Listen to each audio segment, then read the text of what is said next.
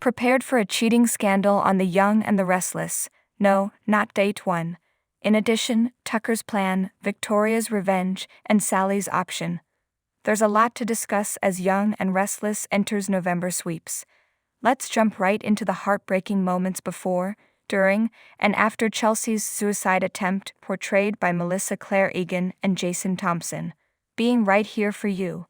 Both Egan and Thompson turned in award-winning performances as Billy, who guided Chelsea through her suicide attempt on the Grand Phoenix's rooftop, and the material they were given to work with. Even if the writers seemed to be headed in a specific route with Chelsea and Billy, I still maintain my previous displeasure that Chelsea hadn't gone soap crazy, which would have been more true to style for the character. Lily's response after Billy told her he promised his ex-fiancé he'd be there for her every step of the way is illustrative. She has every right to be frustrated up with him constantly abandoning her for the other women in his life. It's reasonable to say that this couple's relationship has hit rough waters. There were a few problems with the scenario, such as how Billy seemed to know more about Chelsea than Adam did, how Billy left Lily sitting alone at the glam club, and how Billy's decision to call Sharon seemed dubious considering their past relationship. But she serves as a nice bridge to Adam, who, despite Billy's feelings, needs to know what's going on for Connor's sake. Surprised me was hearing Billy say to Chelsea after his suicide attempt, "I believe anything is forgivable. Perhaps my ears are playing tricks on me, but really? But do you, Billy?" Wrung out to the last Tucker. While it's great to have an antagonist on the canvas, I would have chosen someone less smarmy like this version of Tucker McCall and more like Ashland, who I could root for in some ways. Why do you always seem to be grinning at me?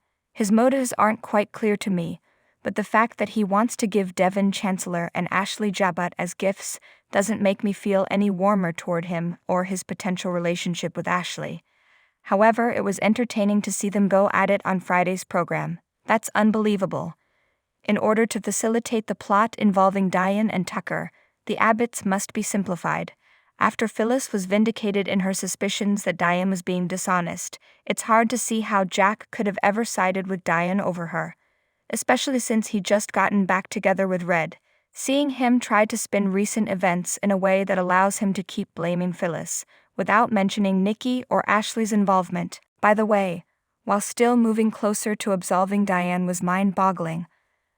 Like Summer, you'd think he'd realize the writings on the wall and want Diane away from Kyle and Harrison. Talking of which, the Skyle duo is running into their first signs of problems as they each take opposing sides in the Diane saga. Bad luck is on its way. When Elena criticized Nate for being too trusting of Victoria's motives, she was basically voicing my own thoughts.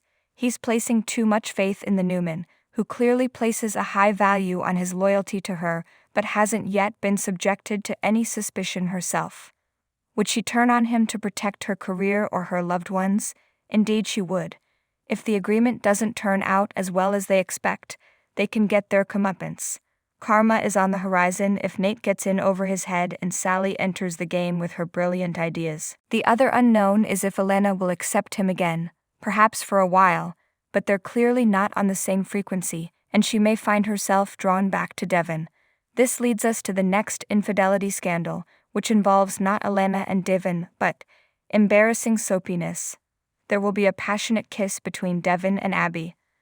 A love triangle involving Devon, Abby, and Chance seemed inevitable, and the upcoming episode preview confirms that the three best friends will be locking lips after Devon tells Abby that Chance is a fool for not prioritizing her and Dominic.